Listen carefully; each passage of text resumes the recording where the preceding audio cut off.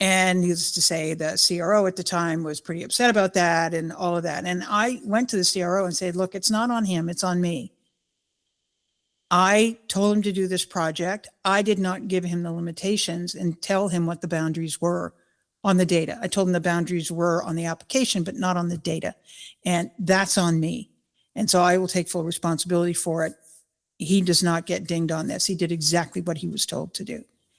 And the CRO agreed. And he said, thank you for coming to me about this and telling me what it is. I'll leave him alone. And I know we can recover from this. So that was one. Right? Your business's success depends on relationships with customers, relationships with employees, and relationships with stakeholders. What do they all have in common? They're all human.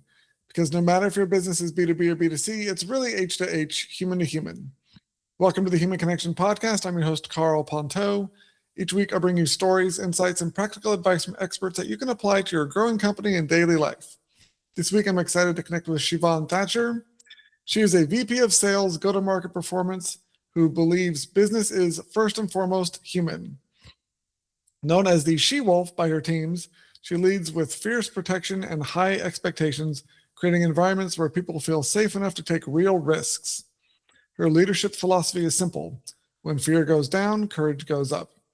By shielding her team from unnecessary politics and redistributing credit generously, she builds cultures of trust, accountability, and bold execution. Sheevaun is passionate about proving that the strongest results come from leaders who stand behind their teams and push them forward at the right time. Congrats on being the She-Wolf, and welcome to the Human Connection Podcast. Thank you. I'm happy to be here.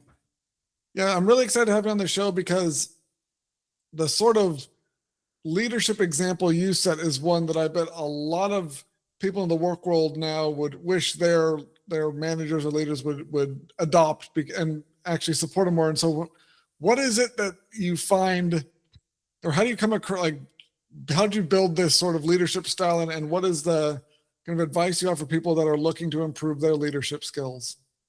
I guess the first thing is you have to fully embrace accountability for your team and recognize that when things go sideways, it's on you ultimately, because it's your team and you have to take responsibility for that and accountability. Doesn't mean you don't coach for, the folks that work for you if things do go sideways. And advice for folks that are going into leadership roles now for the first time is you need to be that, not necessarily a barrier, but you need to be that support structure so they know that they can take risk and it won't cost them their job. That's really, really important. And so it is encouraging them to take risk. It's encouraging them to get out of what their comfort zones are. Because when they do that, it's absolutely unbelievable what people will come up with when they recognize that they really are limitless to what they can do. Yeah, I think there's that an inability to take risks, or the feeling like you can't take a risk because you're going to get punished or cost you your job, that ends up doing so much damage for the team culture and people's performance, and then eventually the performance of the business, because they're missing out on innovative ideas, they're missing out on creative solutions, they're missing out on the things that are essential for staying ahead of your competition and the market with how fast it moves. And I think it's a failure of the leadership to understand that being overly risk averse at the kind of senior level, the executive level, means that you're and punishing anyone who takes a risk and it fails, or anyone who even thinks about doing anything outside the box. That comes from the top down, and that example that's set by the senior leadership ends up shooting them in their own foot, because when you don't have that sense of safety and you don't have the managers that are supporting their team and backing them up and protecting them, then you do end up sabotaging your own success. Yeah, I mean, ideas come from people thinking outside the box. People will not think outside the box if outside the box is a scary place to be, if it's not encouraged, right? I hear people talk about failure all the time. I don't believe in failure. I don't think there is such a thing as failure. I think you're simply in a place you didn't count on, which is not necessarily a bad place to be. The most inventive, the most outgoing, the most caring, the most involved folks I've ever met are ones that have been where they hadn't anticipated being, because there is so much to learn from that. First of all, you learn, probably don't want to do that again. However, what you also learn is what did go sideways? How can I improve upon it? How can I either improve upon it or let it go? What are we going to do to move forward? And it builds the resilience of trying and trying and trying again, because that's really important. If you try something once, it doesn't turn out, and you just go, oh, I'm not going to do that again. What did you learn from it? You have to, this is, as a leader, that's the other thing, is you have to encourage people to think through and have the EQ about, why did it go sideways? Why did you end up in a place you hadn't counted on? If all of the things were in place ahead of time, like when I say I encourage people to do things outside of their comfort zone and go beyond, I do have, boundaries on it, right? If you think of bowling, there are bumpers up to make sure that the ball is going to go at least down the aisle. But it is, did they use the wrong size ball? Did they, right? There's so many things that could go sideways. And if that happens and it has an effect beyond the team, that's on me. And I will take full responsibility for it. I'll put my hand up, say, I agreed, it's mine, right? And you have to actually show that.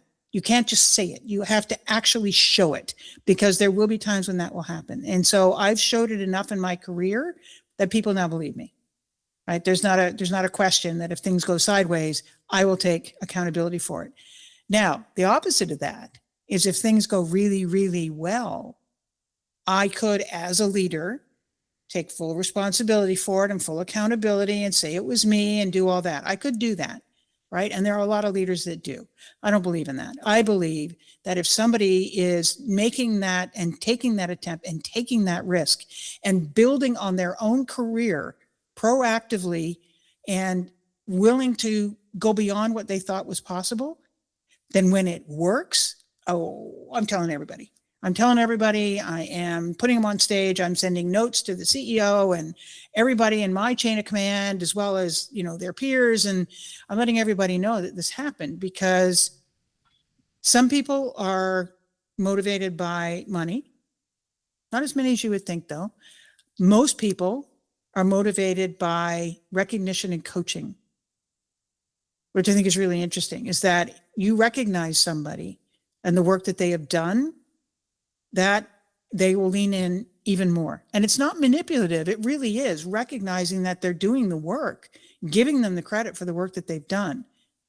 And they will continue to do that. And that is what you need, especially in this day and age, right? Where there are so many tools out there now that are quasi tools to create things, quasi creatives, if you will, AI tools. The world's just going to become homogenous. It's all going to look the same because everybody's using the same tools and going back to the same fountains. And, that the creativity of the individual and the human in the loop is more important now than it ever was. Yeah, I like that distinction between the response the leader has when something goes wrong and you take accountability for it and you shoulder that burden and support your team, and then but the importance of that flip side of when things go right, distributing that recognition is 100% the right way to go, because that it's just like you're rewarding the behavior you want people to exhibit, and you're giving them, and that you said that recognition is often more of an incentive than money. Yeah, because it's that validation that their work meant something, it was appreciated, and they were seen by people, and that feeling is something that we all crave on a psychological level, as a base need. That's just like water, food, air, shelter, that sort of stuff. We need that sense of connection and validation that we're we belong and have that safety. And so when you get that validation or that recognition from your managers, your leaders, then that provides that feeling that just a monetary incentive can't. And so I think I'd love to hear about an example you can share of those two scenarios working out, because I think it's something that the people have often might have been in those sort of opportunities and not realize they have a chance to step up as a leader and accept accountability, or to step up and distribute that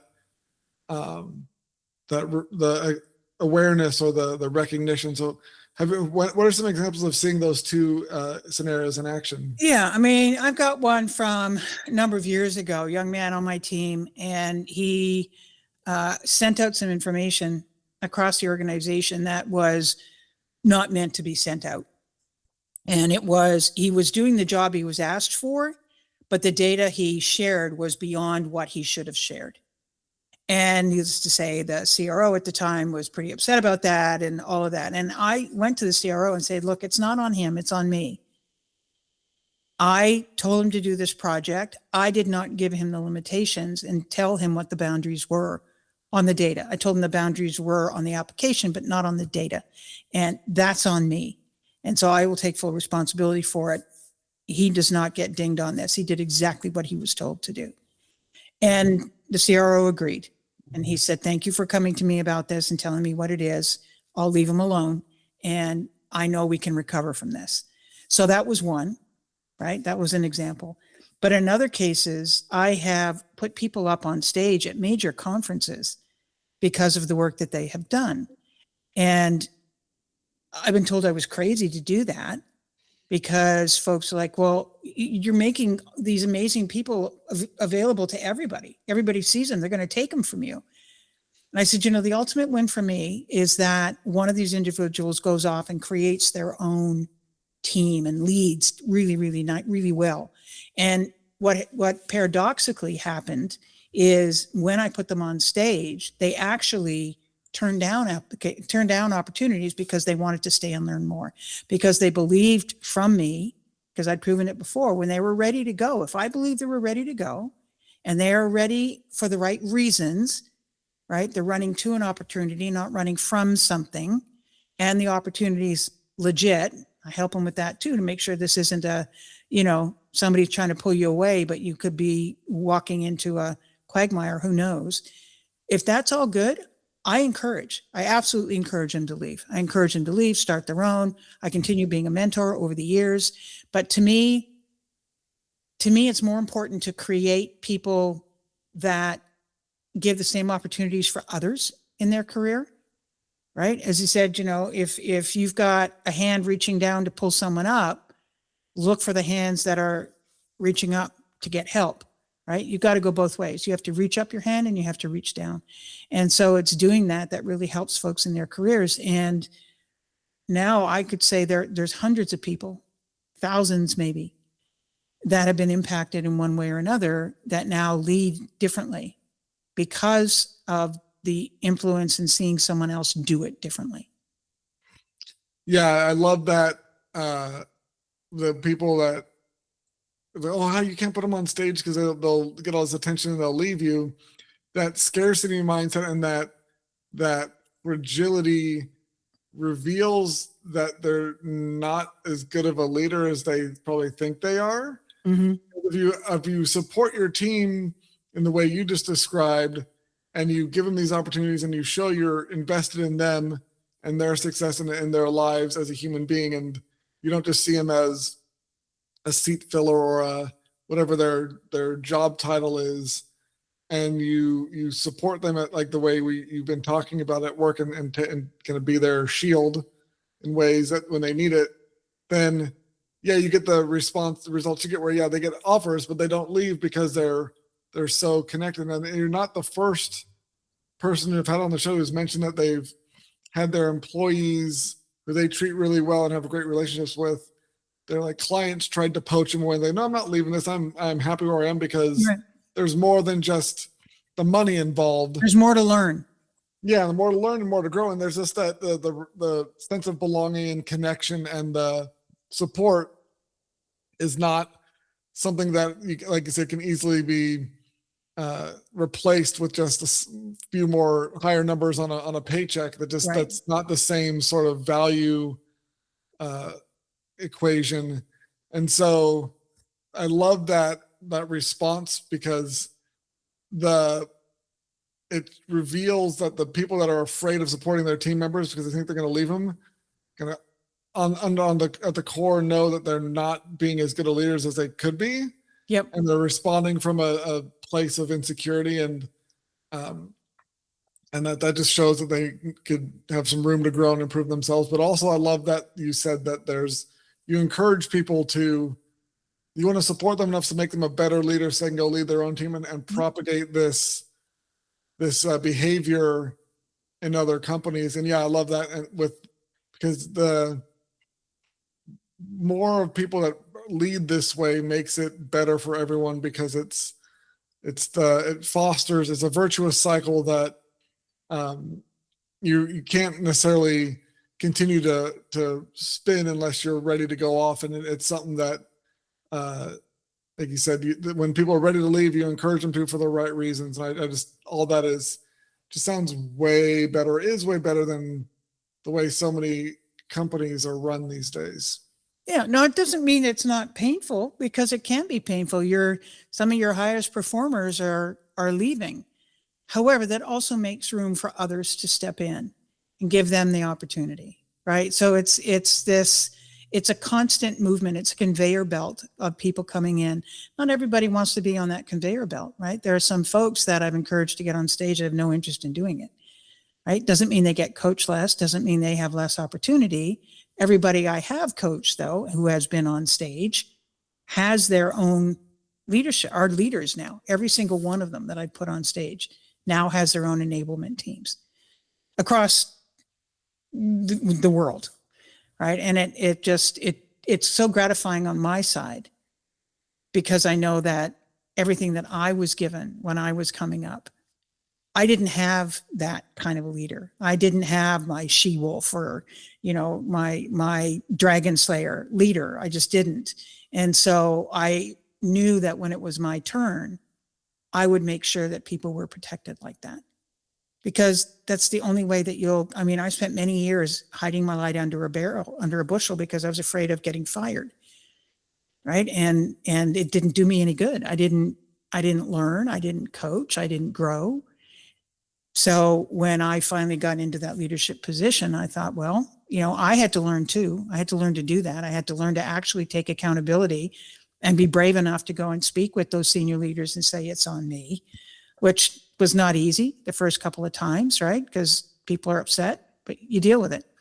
After that, though, I saw the impact that it can have, not only for me in my career and my leadership skills, but also for the folks on my team. And I knew at that point, it just had to be a basis of how I lead, is this, she-wolf risk, not risk aversion, risk mitigation. I want them to make mistakes. I want them to try things that may not turn out the way that they expect. Again, it's not failure. They just didn't turn out the way they expected it to. That's how you learn. That's where the biggest learning is in life, is when something goes sideways. If everything is going right, you're not learning. When things go wrong, that's when you learn. Yeah. And so what is like the first step in making this transition to the accountable leader? And because you obviously said you had to learn this yourself, what was kind of the first step you took to get on this path and transform your leadership approach from how you'd been led before to what you do now? Oh, I can tell you the exact moment it happened. I was sitting in a room with all of the senior leaders of this company. My boss, who was the SVP of sales, had just left. So now all of us were exposed. And so we're sitting with the company leader, and he turned to me and said, "Why are you here?" And then he looked at everybody around the table and go, "Is she worth it? Does it even matter that she's here? Does she provide any value?" And I'm saying, I was still at that point, I was still one of those, thinking that having the SVP there of sales was a good thing. And so when this happened, I recognized sitting there and thinking, I either need to step up for myself or start looking for another job. And so against everything in my body, I just turned to him and I said, you have to have me because I am the only one that can do this for you. There's no one else. Now, the good thing is there are other folks in the room, other senior leaders that are like, oh my God, yeah, she provides great value. But it was actually turning to him and saying that myself and seeing his reaction going, okay, just checking. And I was like, if I hadn't done that, I don't know where I would have been. And I realized that I didn't have the leader to do that for me. So I needed to do it myself. And it was scary as hell. But that is when things changed. And that's when I said I would never, ever put somebody else in a situation like that. That I would make sure that if someone came for them, but that kind of behavior, that kind of, that I would support them and be there to do that. That is exactly when things changed. That was in 2013. Wow. Yeah. Well, love it. Love it. Thank you so much for connecting with me today, Sheevaun. If you enjoyed this episode of the Human Connection podcast, please leave a subscription, and leave a comment. If you want to connect with myself or Sheevaun, check out the links in the show notes. And remember, no matter if your business is B2B or B2C, it's really H to H, human to human. Happy connecting.